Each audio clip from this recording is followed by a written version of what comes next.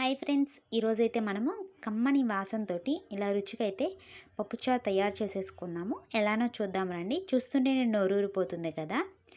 పప్పుచారులో సొరకాయ వేయడం వల్ల పప్పుచారు అనేవి చాలా టేస్టీగా ఉంటాయి. ఈసారి మీరు కూడా పప్పుచారులో సొరకాయ వేసి చూడండి. ఇప్పుడైతే మనం సొరకాయని తీసేసుకొని ఇలా పీల్ చేసేసుకొని వాటర్లో కడిగేసేసుకొని సొరకాయని చిన్న చిన్న ముక్కలుగా అయితే మనము సొరకాయని ఈ విధంగా కట్ చేసేసుకుందాము. ఇప్పుడైతే మనం కడుక్కొని నానబెట్టుకున్న కందిపప్పులో ఈ సొరకాయ ముక్కలు కూడా వేసేసుకుందాము. అలానే 2 టమాటాలు కట్ చేసి వేసుకుందాము. 7-8 దాకా పచ్చిమిర్చి. ఇప్పుడు కొంచెం వాటర్ పోసుకొని పసుపు వేసేసుకొని మూత పెట్టేసి అయితే పప్పుని పొయ్యి మీద ఉంచుకొని ఇలా మెత్తగా అయితే ఉడికించేసేసుకుందాము. ఇప్పుడు పప్పులో కల్లుప్పు కూడా వేసేసుకొని పప్పునైతే మెత్తగా ఇలా పప్పు గుత్తితో మెదిపేసేసుకుందాము. ఎంత వీలవుతుందో అంత మెత్తగా అయితే పప్పుని ఇలా మెదిపేసేసుకోండి. ఇప్పుడు నిమ్మకాయ సైతంత చింతపండులో వాటర్ పోసేసుకొని నానబెట్టుకోండి. పప్పు ఇలా మొత్తం మెదిగినాక చింతపండు నుంచి పులుసు తీసుకొని ఇలా పప్పులో పోసేసుకోండి.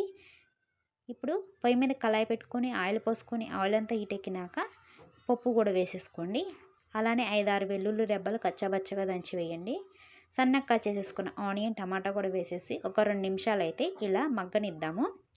ఇప్పుడు కరివేపాకు కూడా వేసేసుకొని మరో 2 నిమిషాలు అయితే ఉంచుదాము.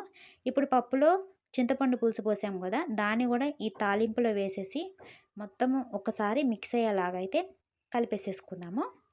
ఇప్పుడు 2 టేబుల్ స్పూను కారం కూడా వేసేసుకుందాము. కారం ఎక్కువ పట్టదు, ఆల్రెడీ మనం పప్పులో పచ్చిమిర్చి వేసాం కాబట్టి తక్కువే వేసేసుకోండి.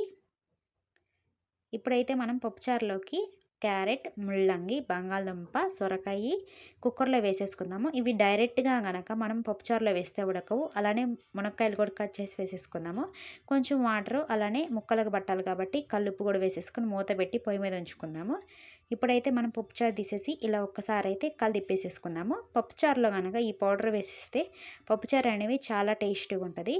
ఆ పౌడర్ ఏంటిదంటే ధనియాలు, మినపప్పు, జీలకర్ర, మెంతులు ఇవి 4 దోరగా ఇలా వేగించేసుకొని మిక్సీలో పెట్టేసేసుకుందాం. చల్లారినాక ఇలా మెత్తగా పౌడర్ చేసేసుకోండి. ఇప్పుడు ఈ పౌడర్ని 2 స్పూన్లు అయితే మనము పప్పుచారు చేసుకున్నప్పుడల్లా వేసేసుకుందాము. ఇలా పౌడర్ వేసేసుకొని ఒక్కసారి అయితే కలిపేసేసుకుందాము. అలానే కొంచెం బెల్లం కూడా వేసేసుకుందాము. ఇప్పుడు ఒకసారి కలిపేసేసుకుందాము. మనము ఇందాక ఉడకబెట్టుకున్న ముక్కలన్నీ 2 విజిల్స్ ఉడికిపోతాయి. ఇప్పుడు ఈ ముక్కలన్నీ పప్పుచారులో వేసేసుకొని ఒకసారి అయితే కలిపేసేసుకుందాము. మనకి పప్పుచారు అయితే రెడీ అయిపోయినాయి. ఇప్పుడు సాల్ట్ సరిపోతే సాల్ట్ వేసేసుకోండి. అలానే చివరిలో ఇక కొత్తిమీర అయితే వేసేసుకోండి. ఇప్పుడు మనకి పప్పుచారు అయితే రెడీ అయిపోయింది. మీరు ఒకసారి ఇలా ఇంట్లో ట్రై చేసి చూడండి, చాలా టేస్టీగా వస్తాయి. చూసారా, కమ్మనైన పప్పుచారు ఇలా రుచిగా కూడా ఉంటాయి. ఇప్పుడు ఈ పప్పుచారుని ఇలా అన్నంలో వేసుకొని తింటే బాగుంటాయి.